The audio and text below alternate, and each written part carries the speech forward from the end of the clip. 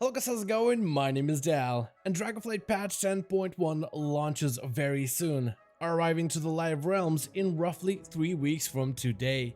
Patch 10.1 Embers of Neltharion is a major content update, bringing with it a new raid tier, new Mythic Plus dungeon season, more class PvP updates, cross-faction benefits, a massive underground zone, and so much more. But before we can dive into the endgame content, we first have to gear out our characters. A new season offers a fresh starting point for everyone, where new players, returning players, and veterans get to compete from the same starting point, collecting new weapons, trinkets, and tier set bonuses so that they can grow stronger to meet the challenges of this newest update.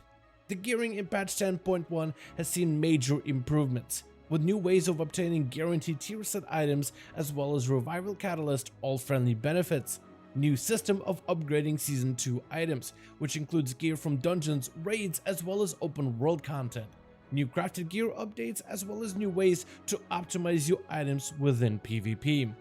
In today's video, I wanted to go over all of the different ways of how gearing has been improved for the upcoming patch of the 10.1.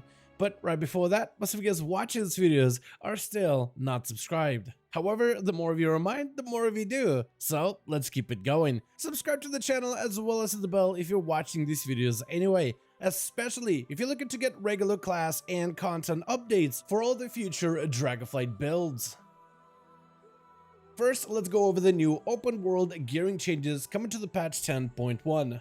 The open world will consist of familiar features like world quests, challenging rares which may require a group of players to overcome, hidden treasures scattered all across the subsurface of the Dragon Isles, as well as new world bosses which will drop higher quality starter items perfect for any characters looking to catch up for endgame content.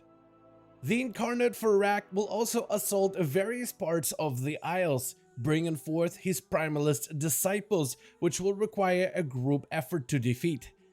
A lot of the open world activities, specifically the Farak assaults, can award open world item sets, which come with a unique appearance, one for each armor type. Certain world items can also be further upgraded using the new patch 10.1 upgrade system, which we'll cover sometime later in this video. The new raid of Aberrus the Shadow Crucible will be available on the release of the Season 2 content and will be fully explorable on 3 difficulties of Normal, Heroic, and Mythic Day 1. The new raid is full of new encounters, with a variety of deadly new bosses for raid groups to overcome, awarding some of the most powerful gear, weapons, class tier sets, and trinkets for you to collect. The final boss of Aberrus, Scale Commander Sarkarath, will drop an additional reward for any raid group who manages to defeat him, an Omni tier set token, a unique reward which will help your raid members complete their tier set bonuses.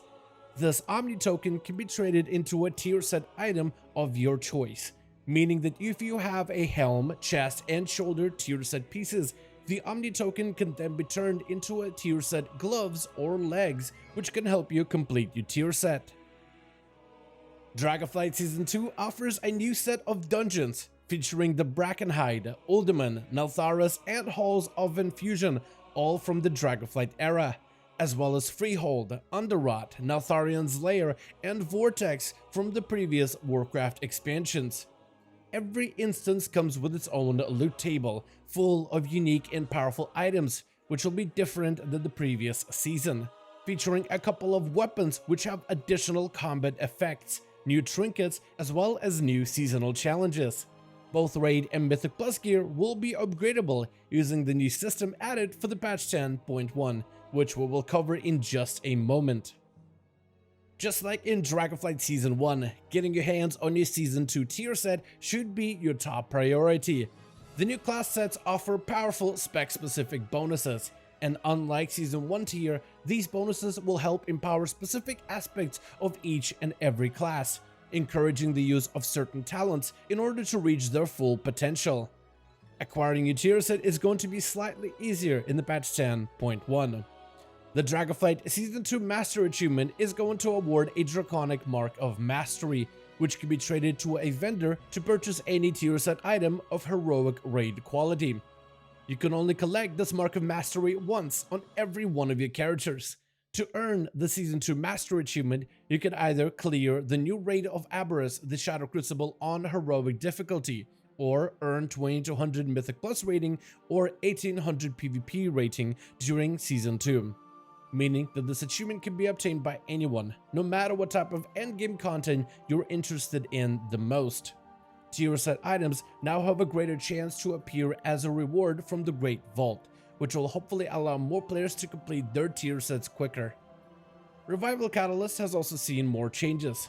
First, just like in Season 1, the Catalyst is meant to be a bad luck protection mechanism for the most part, and won't be available until the first 6 weeks after the Season 2 has launched. When the Catalyst becomes active, you gain a Catalyst charge every single week, with no quest or a specific requirement to complete. Every character will simply gain a charge of Catalyst weekly. The charges of the Catalyst are still global, so that if you end up leveling a new character 4 weeks after the Catalyst has been released, then that character will be able to use all of the 4 charges immediately upon hitting max level. One of the biggest improvements coming to the patch 10.1 is the new upgrade system, where essentially almost everything in Season 2, items like rewards from open world content, dungeon activities, and raids will all be upgradable using Flightstones and Crests. Flightstone is a new currency which can be earned through open world and PvE activities. All gear upgrades are going to cost a certain amount of Flightstones, but it's a currency that you're meant to acquire easily. Then we have the Shadowflame Crest, which can be earned through some of the more difficult open world, dungeon, and raid activities. Crests will be used to upgrade some of your higher quality items. Crests will be capped weekly. This way, experienced players diving into high-end dungeons and raids will be able to cap out on them quick, while someone who plays the game more solo, casually, or simply prefers more open world content will be able to cap out on these crests slowly over time. Also, anybody diving into the patch 10.1 late and are worried that you may be behind on all of your crest farming, don't worry. Crests are already set up in such a way where catch-ups will be available day 1. You'll simply start with a larger cap of available crests, which you can work towards on your own pace with no rush. Flightstones and crests will be used to increase the potential of your items, increasing their item level, stats, as well as their combat benefits, but can also be used to catch up any of your side grades for half of their resources. All Season 2 gear will have an upgrade track, and each item will be able to upgrade up to a certain level based on the current upgrade track. Explorer gear can be upgraded to a maximum item level of 398. Adventure items can go up to 411. Veteran items can become 424. Champion can be 437, and Hero can go all the way to 441. This means that all heroic gear from the new raid can eventually become item level 441 mythic quality if you invest enough of crests and flightstones. This upgrade system applies to most gear found in the open world, dungeons, and raids. Basically anything that isn't crafted gear or PvP items, which have their own upgrade methods. Crafted gear is seeing big improvements in the patch 10.1. First of all Season 1 crafted items can be upgraded into Season 2, using the Recraft work order to replace the Spark of Ingenuity with the Spark of Shadowflame, which allows these items to be further improved. This means you get to keep all of your already crafted items and simply bring them forward into the Season 2 seamlessly. These crafted pieces can then be further upgraded with Shadowflame crests, which can be created with certain professions using the crests you have already collected. Besides upgrading your old crafted items, each profession is going to be able to learn new recipes, where some will be able to create new weapons, armor pieces, and other reagents using the materials gathered from the new zone of the Zaralek Caverns. When it comes to PvP, the basic structure isn't going to change.